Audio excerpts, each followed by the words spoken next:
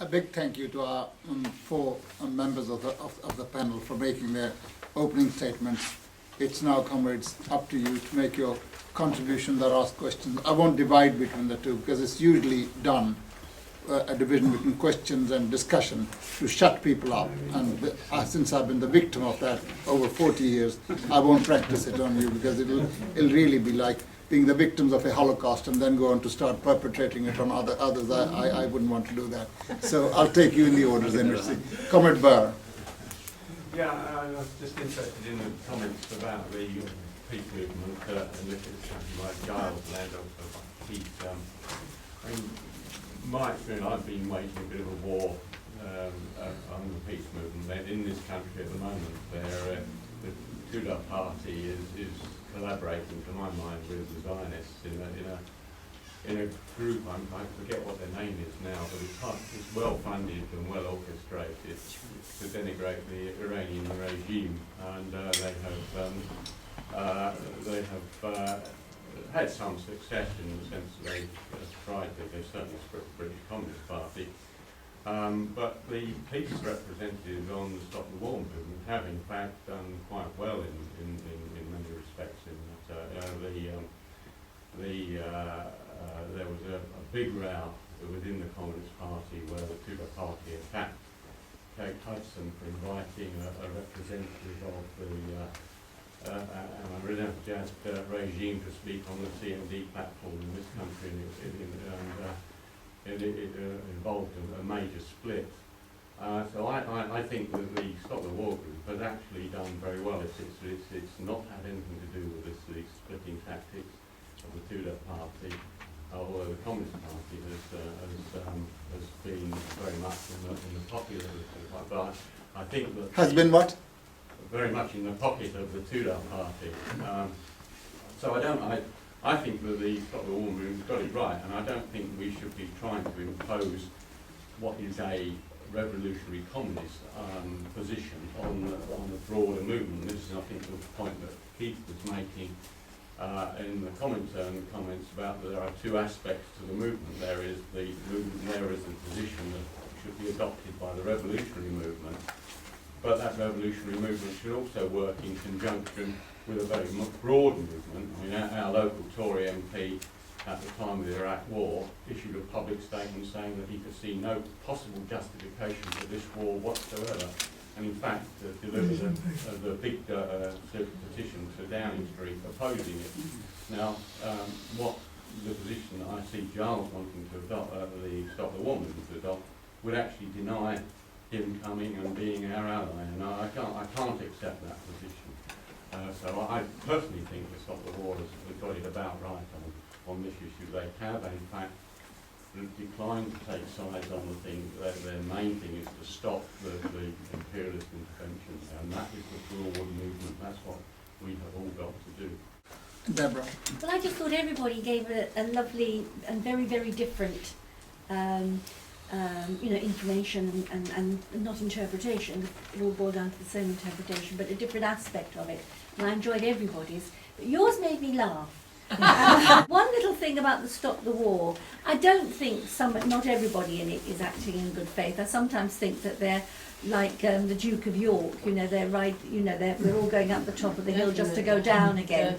In order to try and put forward a good Stop the War position, a good anti-war position in this country, yes, we're going to have to do things collectively with people with whom we disagree.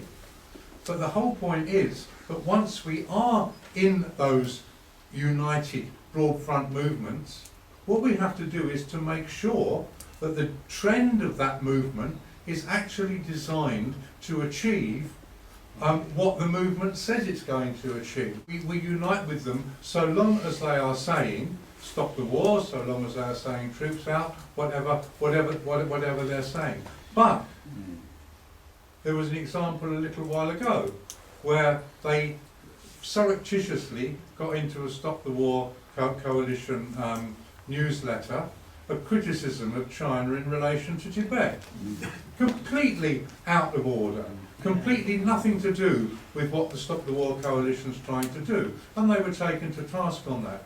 And I think we must equally take people to task who, if they are really saying don't attack Iran, at the same time are taking a position which exactly gives an excuse to imperialism to attack Iran. And if they are doing that, then we have to oppose that. And we are not, in that case, imposing a total Marxist, Leninist or whatever position on the whole of the Stop the War movement. What we're doing is that we're saying we are in this movement for this reason, and if you're going to, and if the Stop the War movement is going to be true to its cause, then it can't take this position, and that's why we oppose it. Yeah, I'm studying the stages of revolution at the moment in the history of the CPSCB, and on page 66 there is this book referred to two tactics. Could you speak up? Two tactics of social democracy in the democratic revolution, and I just want to rewrite what it says on top of page 66 about it. The main tactical principle, one that runs through Lenin's whole book, is that the proletariat can and must be the leader of the bourgeois democratic revolution, the guiding force of the bourgeois democratic revolution in Russia. But we have all these other anti-imperialist movements around the world, like the Taliban, which we support, and the Iranian regime, which we support. They're anti-imperialist, but they don't. The way their movement is organised is not exactly the same as the one that Lenin refers to, where the proletariat is the leading force. It should be the leading force in the bourgeois revolution. So what's the relation between what Lenin says there and those other movements which we're supporting, like the Taliban and the Iranian government? Can I try and quickly answer Daniel's question about two tactics? Of course. So this is an issue that I've heard come up a few times in the movement and causes some confusion. Because Lenin's very clear in his pamphlet, Two Tactics, that in the struggle against the Tsarist autocracy in Russia, the working class must take the lead. The working class is the only consistently revolutionary class and is the least susceptible to bribes, the least flaky, the least likely to be bought off, or to kind of succumb to class pressure. And that's clearly true, but he was applying his general dialectical understanding to the concrete situation in Russia, whereas absolutely true that there was a very strong working class that was well organised and had strong leadership. And it's a general truth that the working class is the most stable and most revolutionary class. That doesn't mean in every situation the working class is strong and is organised. You can't say for every anti-imperialist movement, well, the working class must be at the fore. If the working class isn't organised, then it can't be at the fore. Take Afghanistan. The working class isn't organised in any serious way. Does that mean that we deny the whole of the anti-imperialist movement in Afghanistan because the working class isn't leading it? The whole point of Marxist theory is that it's not a dogma. A quote from Lenin isn't a substitute for serious analysis of concrete situations. There are people in this country who call themselves communists who, on the basis of a couple of pages of Lenin's writings, will never give up support for the Labour Party.